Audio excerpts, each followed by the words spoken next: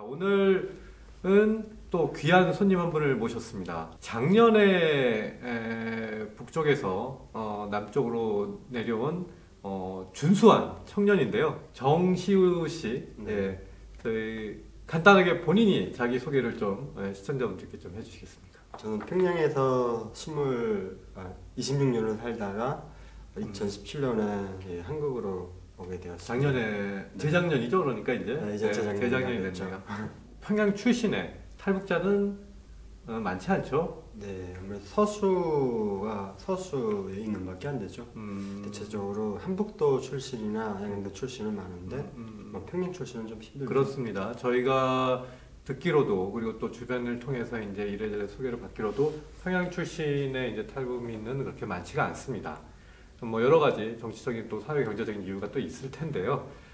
무엇보다 우리 시우 씨는 재작년 몇 월에 한국에 오신 거죠? 3월이요. 3월. 2017년 예. 3월. 김정은 국무위원장 체제의 거의 전반을 겪다가 한국으로 내려오셨다고 봐도 무방하겠죠. 네. 물론 작년에 극적인 변화 과정은 북에서 겪지 못했지만 김정은 체제의 과정들 그리고 그때까지 평양의 변화 이런 것들을 보고 듣고 느끼신 것들이 체험하신 것들이 있기 때문에 우리에게도 소중한 정보가 될 거라 또 우리가 지향하는 북맹타파 북한에 대해서 객관적으로 좀 더 알고자 하는 그런 취지에 부합하는 게스트라고 생각해서 이 자리에 모시게 됐습니다. 일단 저희가 지금 말씀드린 대로 북한의 변화, 특히 경제적인 어떤 생활상의 변화 이런 분들에 초점을 맞춰서 시우 씨와 함께 한번 평양이 겪어오는 변화상을 쭉 되짚어서 한번 얘기를 나눠보겠습니다. 김정은 체제 들어서 많은 변화를 겪었다고 많은 사람들이 지금 이제 받아들이고 이해를 하고 있습니다. 네. 시우 씨가 몇 살 때 김정은 국무위원장이 이제 본격적으로 좀 하게 된 거죠? 전 11년도 그렇죠. 김정일 국무위원장이 사망하고 사망하게 된 뒤. 네, 2012년도부터니까 2012년 되면 제가 몇 살 때지? 24살. 24살 때죠. 네.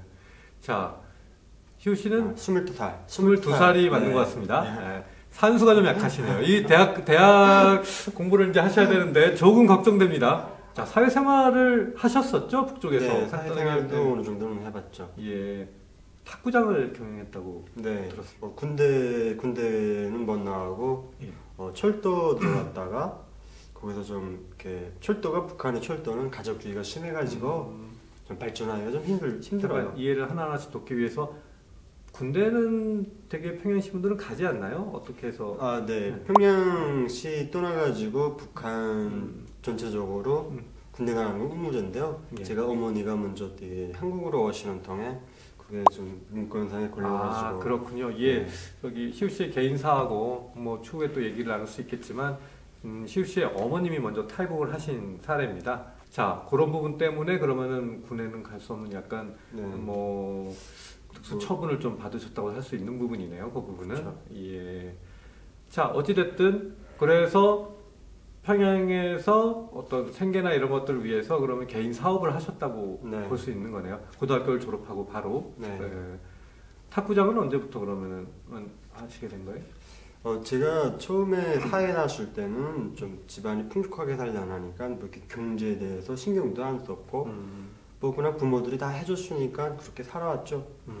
근데 뭐 어머니가 없어지고 그리고 뭐 제가 뭐 철도 들어가가지고 느낀 게 이제는 내가 벌어야지 살 수 있다. 뭐 이런 생각이 많이 들었고 북한에서는 장사 모든 물품이 다 철도에서 운반되고 장사에 눈이 터가지고 그다음부터 뭐 돈 좀 벌어보자 하는 생각으로 사회생활도 같이 하면서 탁구장 사업을 시작하게 됐습니다. 그러니까 그런 공무원 생활을 잠깐 하다가 그러니까 이제 개인 사업을 이제 하신 거군요. 네. 자, 지난번에 정은미 박사하고도 우리가 북한의 어떤 김정일 체제에서 시장화가 이루어졌고 특히나 이후에 이제 경제상의 변화를 간단히 짚어본 적도 있는데요. 자, 평양에는 자영업자들 많이 있습니까? 어떻습니까? 지금은 많이 있습니다. 예. 이게 한국 사회에서는 너무 경쟁률이 심하다니까 예. 그 옆에 건너 또 그러니까요. 식당이고 예. 또 식당이고 뭐 아무데가나 뭐 개인이 누구나 다 차릴 수 있고 하지만 예. 북한은 아직까지는 사회주의 사회이기 때문에 개인이 합법적으로는 차릴 수 없습니다. 뭐 내가 뭘 하나 개인 사업을 하게 되면 뭐 인맥이 좀 있어야 된다든가 아니면 돈이 있어야 된다든가 뭐 이런 식으로 해가지고 차릴 수가 있는 건데 뭐 대체적으로 개인들이 많이 차리는 거는 식당, 뭐 그다음에 오락장, 식당, 오락장, 네, 그다음에 사진관, 탁구장 같은 것도 있을 네, 거예요. 뭐 그다음 당구장, 뭐 이런 걸 좀 차릴 수가 있죠. 그리고 뭐 목욕탕이나 찜질방 같은 거, 뭐 개인이 이발 여기로 말하면 헤어샵, 헤어샵, 네, 헤어샵 같은 것도 할 수 있고, 그런 것들 다 개인이 할 수 있군요. 네, 근데 개인이 해도 이거는 뭐 골프로 보기에는 어쨌든 국가의 족을 굴봐야 되거든요. 사회주의 사회이기 때문에. 그러니까 개인 내 회사 이름으로 들어가는 게 아니고 국가의 족을 두고 뭐라고 설명해야 되지 이걸? 그러니까 그 운영의 주체는 국가인 거군요. 네, 본인이 하지만. 내가 하지만 운영의 주체는 국가가 되는 거죠. 그러니까 법률적인 운영의 주체는 네. 국가가 되는 거군요. 네. 그래도 거기서 나오는 어떤 그 매출이나 그 수입이나 이런 것들은 다 내가 본인이 이제 다 네, 하는 사장들이 뭐 다 처리를 하는 거죠.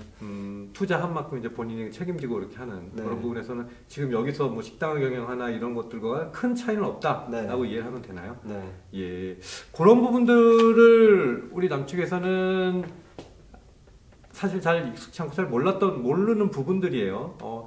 북에서도 그런 것들을 그냥 할 수 있나? 근데 뭐 실제로는 많이들 이제 하고 있는 상황인 거고. 다만 말씀하신 대로 누구나 하고 싶다고 해서 남쪽에서는 이제 돈만 있으면 할 수 있지만 네. 북쪽에서는 돈이 있어도 할 수가 없는 거죠. 인맥이 없게 되게 되는. 그러니까 허락을 국가로부터 네. 이제 승인을 받아야 되는 거군요. 네. 일종의 우리 쪽이 생각하는 그런 우리 쪽에서 벌어지고 있는 이를테면 편의점이 그 100m 안에 막 몇 군데가 생기고 해서 난립이 돼가지고 이 서로 다 못 살게 되는 이런 상황이나 이런 것들도 혹시 발생하나요?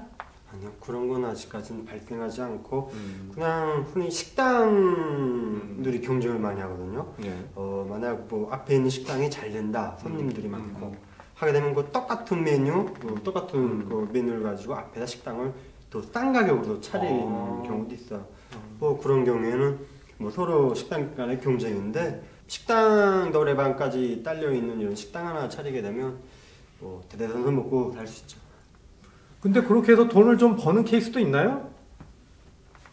식당 차려가지고 뭐 식당이나 뭐 다른 뭐 자영업이 됐든 네. 해서 손님들이 많이 몰리면 돈을 좀 벌어서 부자가 되기도 하나요? 네. 뭐 부자도 되고 처음에 식당 같은 거 할 때는 아무래도 식당은 돈이 자금이 많이 들어가는 거기 때문에 네. 자기가 제 돈에다가 뭐 어디서 이렇게 또 끌어다가 던주들한테서 돈을 끌어다 차리는 경우도 있거든요. 그러면 식당 운영 시작해가지고 한 2년 지나게 되면 돈도 다 갚고 3년째부터 버는 돈은 다 제 돈이죠. 오. 그래가지고 내가 아는 식당 책임자만 해도 평양에 대동강교에 있는 식당인데 그게 또 엄청난 유명한 식당이거든요. 택시 운전수들은 모르는 사람이 거진 없고요. 그런 식당이 하나 있는데 그 식당 책임자가 한 10만 달러 들여가지고 식당을 했거든요. 10만 달러? 네. 근데 10만 달러 들여가 식당을 했는데 그걸 2년 만에 다 갚고 지금은 뭐 돈을 엄청 많이 벌었죠. 그러면은 다른 식당도 또 열고 그렇게 하시겠네 그분은? 다른 식당은 안 하죠. 그러니까 여기처럼 이렇게 잘 된다. 그래서 체인점을 하는 게 아니고요. 그냥 오직 하나. 와, 그러니까 북한 내에서 개인이 식당을 차려서 1억 원 정도를 이제 투자를 해서 그 돈을 2년 만에 다 갚았다는 거잖아요. 네. 예, 자영업이라고 하는 게 어느 정도는 그런 식으로 보면 활성화되고 있다라고 볼 수 있는 부분인데요. 그 얘기는 참 새롭고도 뭐 흥미로운 얘기입니다. 자, 그 본인의 사업 얘기를 좀 더 듣고 싶은데요. 네. 어땠나요? 본인이 좀 돈을 좀 버셨어요? 저는 뭐 예. 처음엔 시작해가지고 한 4년은 돈 좀 많이 벌었습니다. 정말. 그때는 평양에 한창 그 배구 체육 열풍이라고 가지고 배구하고 탁구를 많이 했거든요. 그게 언제쯤이죠? 그걸 연 때가?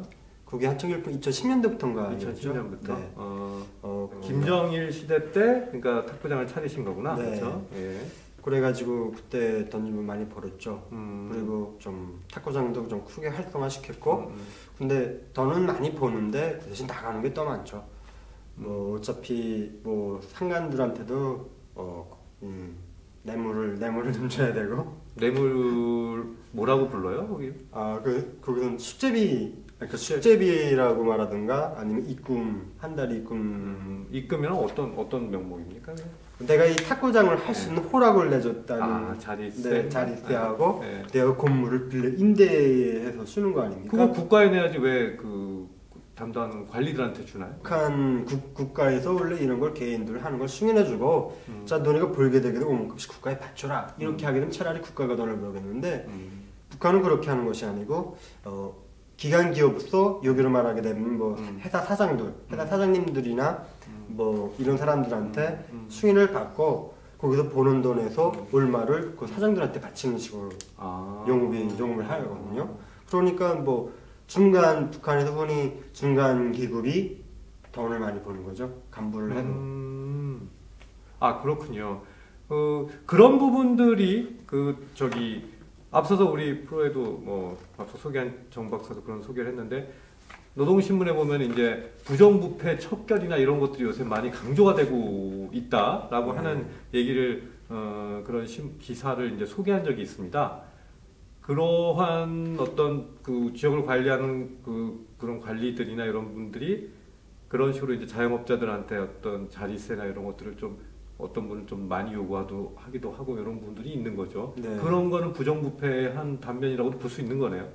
이건 부정부패라고 말은 할 수 없는 거고요. 그 자체는 그러니까 법에 의해서 이제 받도록 돼 있는 겁니다. 그러니까 법에 의해서 받도록 돼 있는 게 아니고 북한이 계획경제였네요. 예. 그러니까 뭐 이렇게 뭘 생산하게 되게 되면, 공장에서 제품을 생산하게 되게 되면 노동자 월급이 한 달에 기껏해 북한 돈으로 2,500원 하게 되면 좀 한국 돈으로 2,500원이 얼마 걸리? 2,500원이니까 한 0.4달러? 북한은 2,500원 0.4달러 정도 되는. 네. 예. 그 정도 걸리거든요. 예. 그 월급을 타가지고 어떻게 살 수가 없는 거예요, 북한에서는. 공장 내가 지배인이다 하게 되게 되면 노동자들한테 좀 뭐 명절 공급도 내줘야 되고 뭐 배급도 줘야 되고 하는데 이걸 국가에서 해주지 못하니까 김정은 위원장이 올라서 가지고 너네가 한 달 동안 계획경제 행거 내놓고 그 다음부터 생산하는 거는 너네가 알아서 초래해가지고 노동자들을 먹여 살려라 이런 말이 나왔거든요. 그 다음부터는 뭐 솔직히 제품이라는 게 북한은 대량 생산해요. 이런 거 하기 때문에 생산해야 판매도 잘 안 되고요. 그러니까 뭐 지배인이나 당비서 이런 사람들이 뭐 이런 개인 자영업자 같은 사람들을 받아들이는 거죠. 네. 한 달에 얼마씩 받기로 하고 그래서 그 돈으로 노동자들한테 이렇게 명절공급도 내주고 그러면서 뭐 운영이 되는 거죠.